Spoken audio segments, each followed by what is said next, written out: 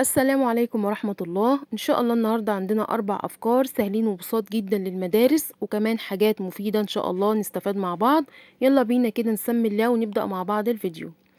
أول فكرة معايا أنا هاستخدم فيها إزاز الزيت، وطبعًا زي ما اتفقنا إزاز الزيت غاسلينها كويس جدًا، ده أهم حاجة في أي فكرة بنعملها من إزازة الزيت. أنا استخدمتها لإني عاجبني الشكل البومبي اللي هو الأول جزء في الإزازة ده، فأنا هاستخدمه، إنما إحنا نقدر نستخدم أي إزازة. بدأت كده آخد منها الجزء اللي إحنا خدناه دوّة، وبعد كده بدأت أوزّع عليه لزق double face، وهابتدي دلوقتي أجيب قطعة قماش، أي قطعة قماش بس تناسب الشغل اللي أنتِ هتعمليه، وهابتدي أقفّل بيها أطراف الإزازة الأول من فوق، وبادخّل كل الزيادة على جوّه. بالنسبة للزق لو حابين تستخدموا السيليكون تمام، حابين تستخدموا لزق الdouble face تمام، استخدموا أي نوع لزق متوفر عندكم، مش لازم تستخدموا كل اللي أنا باستخدمه. بدأت أجيب معايا خيط وهابتدي إن أنا ألفه على الإزازة، وزي ما قُلنا وهارجع برضه أقول إن لزق الدبل فيس بيساعدني إن أنا ألزق أو ألِف الخيط بسرعة، وبيدّيني نتيجة كويسة ونضيفة في اللي إحنا بنعمله. لفّيت كده اللون بتاعي لحد هنا، وهابدأ أجيب معايا لون كمان، وهابتدي إن أنا هالِف بقى زي صفّين 3 كده، وأعمل زي تدرُّج في الألوان بالطريقة اللي إحنا هنشوفها دي. تقدري تنسّقي الألوان زي ما أنتِ عايزة. خلّصت كده وبدأت أقفّل الأطراف من فوق معايا بشريط من اللون الدهبي، ده لو حابين ندخّل فيها شرايط من التزيين. محتاجة جزئين بنفس الشكل. هاجيب معايا الرول الكرتون اللي بيبقى عندنا في أي حاجة بنشتريها، ورق الزبدة، ورق الألمونيا والكلام ده. خدت كده مسافة 3 سنتي وبعد كده بدأت إن أنا أقصّها، وهاجي دلوقتي كمان إن أنا أغلّفها بنفس قطع القماش. استخدموا أي نوع قماش متوفّر عندكم. الزيادة اللي أنا مزوّداها ديّة عشان أبتدي أدخّل جوّه قطعة الكرتون عشان نداري الأطراف بتاعة الكرتون كلّها. طبعًا أنا هاحتاج جزئين من نفس الشكل ده كده، تمام. هناخد بقى الجزء ده هنوزّع في أطرافه من الداخل شوية كده من الشمع، وبعد كده هابتدي أثبّت فيه الإزازة. عملت زي قاعدة للإزازة. عملت الإزازة التانية بنفس الطريقة. هاجيب معايا هنا دي علبة شاي، أي علبة متوفّرة عندِك، علب أدوية، أي حاجة. بدأت إن أنا أدخّل الأطراف بتاعتها أو ألزقها من جوّه عشان بس تقوّي لي طرف العلبة، وبعد كده هابتدي أجيب الجزئين من القماش. جزئين القماش دول جزء هابتدي إن أنا أقفّل بيه الطرف ده أول حاجة، يعني بالزقه على الطرف خالص، والزيادة اللي هتطلع معايا أنا هادخّلها على جوّه، بالطريقة اللي إحنا شايفينها دي، عن طريق السيليكون، عن طريق لزق الدبل فيس اللي تفضّليه. خلصت كده ولو في أي زيادات بنشيلها. هابتدي أقص الأطراف أو الزوايا بتاعة قطع القماش عشان أقدر أتحكم في تدخيل الباقي اللي معايا ده جوه. هاخلص بنفس الطريقة بالشكل ده. هاجيب معايا كمان هاجي بقى في وسط العلبة بالظبط، هابتدي إن أنا ألف قطعة القماش التانية. أنا سايبة مسافة 3 سنتي من فوق و3 سنتي من تحت، وبدأت إن أنا أقص قطعة قماش على الزيادة اللي باقية معايا في العلبة، وبالفها بنفس الطريقة كده. هابتدي أعمل هاجيب معايا نفس الخيط، هادخّل حاجات بسيطة من الخيط اللي أنا استخدمته على الأزايز، عشان أنا باعمل طقم كده يعني ممكن نقول اللي هو مقلمة مكتبية، حلو. هابتدي دلوقتي كده خلّصت العلبة بالطريقة اللي شفتوها، وهاجيب معايا قطعة كرتون أو قاعدة من الكرتون على قد ال3 أحجام الحاجة اللي معايا، حلو. دي عندي هنا ما لهاش مقاس، لإن هنا هترجع على حسب الإزازة اللي هتستخدموها وحسب العلبة كمان. بدأت إن أنا أغلّفها كده من الاتجاهين بالقماش زي ما إحنا شايفين بالشكل ده، وبعد كده هابتدي أجيب معايا شريط برضه من نفس الشريط اللي استخدمناه قفّلت بيه القاعدة. هاجيب بقى الأزايز وأبتدي إن أنا أثبّتها كده بالطريقة اللي إحنا هنشوفها أو بالترتيب ده، تمام.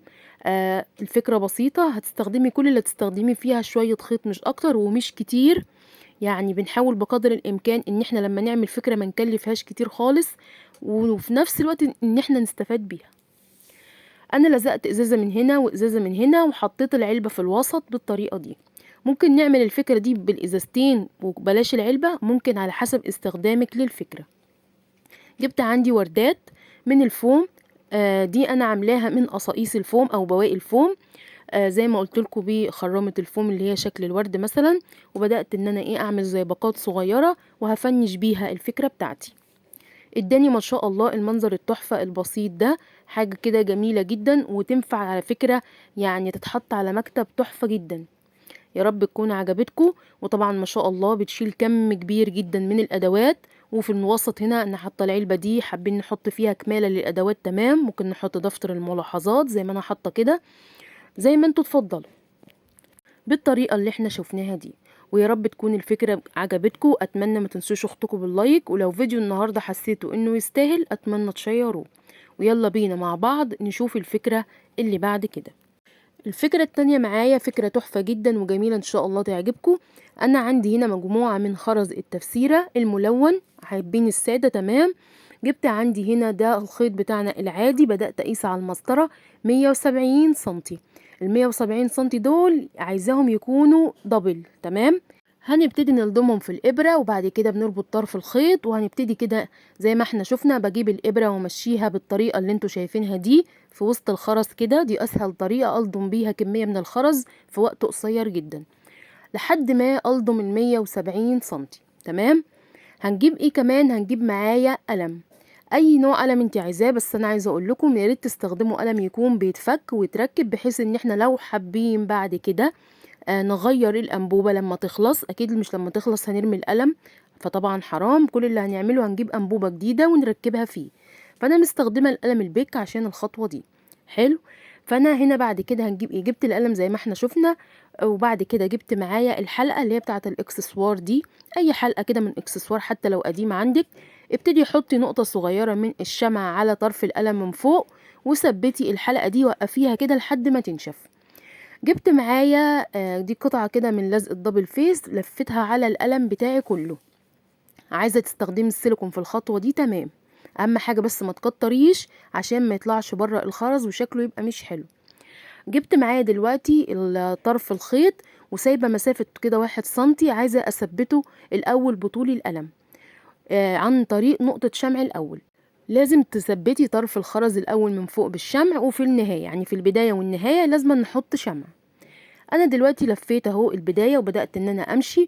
وانا بمشي احاول ان انا يعني ايه اكون شاده ايدي شويه او قاربه اللفه بتاعتي، عشان يبقى الخرز ثابت وملفوف على قد القلم بالظبط، ما يبقاش يعني تحس فيه فراغ كده. وبدات ان انا الفه بالطريقه اللي حضراتكم شايفينها دي. عايزه اقول لكم اسهل منه مفيش، وفكرته تحفه وشياكه جدا. يعني كمان عايزه اقول لكم والله التصوير مش مديله حقه، انما هو شكله على الطبيعه اجمل بكتير. انا خلصت لف بالشكل ده، وهاجي عند اخر طرف ونحط برضو مسحة من الشمع زي ما قلت لكم، لازم البداية والنهاية نحط نقطة من الشمع. خلصت كده معايا ما شاء الله. وبعد كده بنبتدي نقص طرف الخيط عادي خالص، اهم حاجة زي ما قلت لكم تكونوا لازقين الطرف الاخير. بصوا كده ما شاء الله شكله عامل ازاي. اخر حاجة عندي جبت قطعة سلسلة، حطيت في الطرف بتاعها لعبة من هنا ولعبة من هنا، وهبتدي ان انا بقى اركب اي العاب عندي انا حباها في القلم كده في مكان الزرد اللي احنا ركبناه او الحلقة اللي احنا ركبناها دي. اداني ما شاء الله المنظر ده حاجة تحفة، وعلى فكرة ممكن يبقى فكرة مشروع هايل جدا جدا جدا كمان. بصوا هنا بكل بساطة نقدر نشيل الأنبوبة من غير الأنبوبة زي ما نحب، وتقدري تعملي لون الخرز اللي انت بتحبيه لو انت مش حابة الشكل الملون. ده الخرز اللي هو المط التفسيرة، والتاني اللي جنبه ده معمول بخرز اللي هو تفسيرة برضو ملون بس شفاف تمام كده. فما شاء الله فكرته تحفة، يا رب يكون عجبكم. يلا بينا على الفكرة اللي بعد كده. هنعمل مع بعض فكرة مقلمة بس برضو لذيذة وبسيطة. هحتاج قطعة من الفوم بمقاس 25 سنتي في 22 سنتي، وعندي قطعة من الخيش 25 سنتي، والطول هيبقى 30 سنتي. حلو كده. بدأت ان انا زي ما احنا شايفين على يعني في الوسط على القد بالظبط، وهبتدي ان انا احط في الاطراف بس اجزاء من الشمع. يعني بحط شمع خفيف جدا، وابتدي ان انا الزق، يعني مش بكتر خالص في الخطوة دي تمام. لو عندكم الفوم بلزق يبقى تمام قوي كده. بعد كده هبتدي اقفل كده زي ما احنا شفنا لحد الاطراف. انا ماشيه خطوه خطوه، مش بعمل مره واحده عشان اللزق ما يبص منكم، عشان تبقى كمان تعملوا الحاجه مظبوطه بالظبط. خلصت كده هجيب بقى في الاطراف. حابه تعملي مثلا عندك شريط مناسب للمقلمه اللي انت بتعمليها ماشي. حابه تضفري خيط خيش تعملي منه ضفيره وتبتدي انك انت تقفلي الاطراف بتاعتك بيه برضو ماشي. المناسب او المتاح ليكي اعمليه. خلصت كده التقفيل بتاعي كله، هجيب معايا سوستة وهبتدي ان انا اركبها. هحطها في الوسط بالظبط، احط على الطرف، وناخد بالنا عشان ما نجيبش الشمع على السحاب بتاع السوستة عشان ما تبص. بنحط في الطرف بتاعها بالظبط، ونبتدي ان احنا نقفل الاطراف بتاعتنا. تمام. انا بعمل معاكم فكرة مقلمة على شكل بونبوناية، بس هي فكرتها حلوة ولذيذة جدا. تقدري تعمليها من قماش عادي، تقدري تعمليها بالخيش اللي انت عايزاه. وبدأت اقفل الطرف التاني بالشكل ده. حلو كده. برضو في الخطوة دي بشويش زي ما قلت لكم. هاجي بقى في الاطراف، بحط مسحة وابتدي ان انا اقفله على جوه، بقفل القماش على جوه، وبكرر الخطوة دي في الاتجاه التاني. وطبعا كده معايا ما شاء الله السوستة شغالة وتمام. خلصت كده، هبتدي بقى ان انا اكشكشها كده بايدي، وهجيب معايا قطع من الخيط الخيش او اي خيط مش مشكلة، وهبتدي ان انا اقفل بيه الطرف بتاعي. اهم حاجة يعني كشكشوها كده وانتوا بتلموها علشان تديكوا شكل كده حلو. وبظبط كده وعملت الاتجاه التاني. بقى معايا ما شاء الله فكرة مقلمة هايلة، وبتاخد معايا كمان المسطرة ال20 سنتي. عاملة فيونكات صغنونة جدا من الخيط، وبدأت ان انا احطها كده. بصوا ما شاء الله المنظر تحفة ولذيذة جدا وعملية كمان. بجد اتمنى تكون عجبتكم، وتكتبوا لي رأيكم في التعليقات ايه اكتر الافكار اللي عجبتكم النهاردة. حاجات يعتبر ببلاش، اتمنى تنفذوها، هتوفر عليكم كتير صدقوني. وده كده الشكل النهائي. ويلا بينا نشوف مع بعض الفكرة اللي بعد كده. الفكرة اللي بعد كده هنعمل برضو فكرة قلم حلو جدا من إعادة تدوير القلم، اللي هو يعتبر قرب يخلص أو وصل لنصه، أو اللي عندك أنبوبة قلم تقدري تعملي منها الفكرة دي. أنا جبت القلم اللي معايا وبدأت أخد الجزء لحد ما الحبر واقف، وقصيت. وهجيب معايا الأنبوب الخارجي، وهبتدي إن أنا أخد برضو بنفس الطول اللي أنا قصيته بتاع الأنبوب اللي فيه الحبر. حلو كده. وهاخد طبعا برضو في الخطوة دي أهم حاجة أو في القلم ده إن يكون برضو في مكان بيتفتح منه إن احنا نقدر نغير الأنبوبة. هاخد معايا بقى أنبوبة القلم، وهبتدي دلوقتي كده جبت قصيت على نفس الطول بتاع الأنبوبة اللي عندي قطعة من الفوم بأي لون أنا عايزاه، جليتر أو سادة. وبدأت إن أنا ألفها عليها. طب الطول بتاعي اللي أنا مستخدماه ده في الفوم 15 سنتي، عشان ما تبقاش بس سميكة قوي. بعد كده بدأت إن أنا ألف، وأبتدي إن أنا أحط الشمع كده وامسحه زي ما احنا شايفين، وهبتدي أكمل لف عادي خالص. تمام. فكرته لذيذة ومختلفة، إن شاء الله تعجبكم. خلصت بالطريقة دي زي ما احنا شفنا، وهبتدي دلوقتي إن أنا أقفل الطرف بتاعي كمان. بمشي كده واضغط عليه بإيدي علشان خاطر أتأكد إنه لزق كويس. هفك بقى الجزء اللي هو متدخل منه الأنبوب ده، وهبتدي أفتح كده. جبت قطعة من القصاقيص اللي طلعت معايا من الفوم، جزء صغير كده، أبتدي أعمل فيه دوران في النص، وهبتدي أدخله عشان أتأكد إن أنا عايزة أغطي الجزء الحلزوني الملفوف ده بتاع الفوم.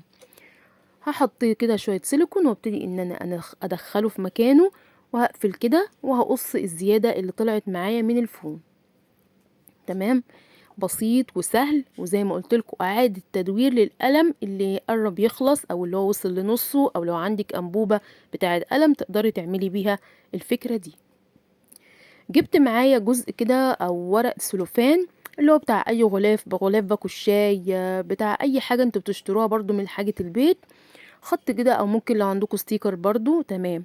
لو انا مش حابه اعمل الخطوه دي ممكن اسيبه على الفوم عادي جدا، براحتكم. وبدأت ان انا الفه، حطيت عليه لزق دبل فيس ولفيته على الفوم لان انا عايزه اغطي الفوم. جبت معايا ازازه عطور صغيره، وبدأت احط فيها شويه من الخرز وشويه من الميه، وقفلتها. اهم حاجه برضو في الخطوه دي ان هي تكون ازازه غطاها يكون محكم الغلق، ده افضل هبدأ بقى اخدها واثبتها في المكان اللي احنا شايفينه ده. حلو كده. ما شاء الله. عايزه اقول لكم انتوا عملتوا فكره من يعتبر من ولا حاجه. معايا كمان اجزاء صغيرة جدا من الفوم. هقفل بقى الطرف القلم من فوق وطرف القلم من تحت زي ما انتوا شفتوا كده عندي الازازة. فما شاء الله فكرته لذيذة وتحفة بجد، حاجة بسيطة وفكرته كمان مميزة. وعايزة اقول لكم كمان ان هو خفيف جدا، مش معنى ان هو سميك شوية، لا خفيف جدا جدا في المسك وفي الكتابة كمان. ده الدفتر ده كنت برضه عاملاه على القناة معاكم. أتمنى ما تنسوش أختكم باللايك والشير، والسلام عليكم ورحمة الله وبركاته.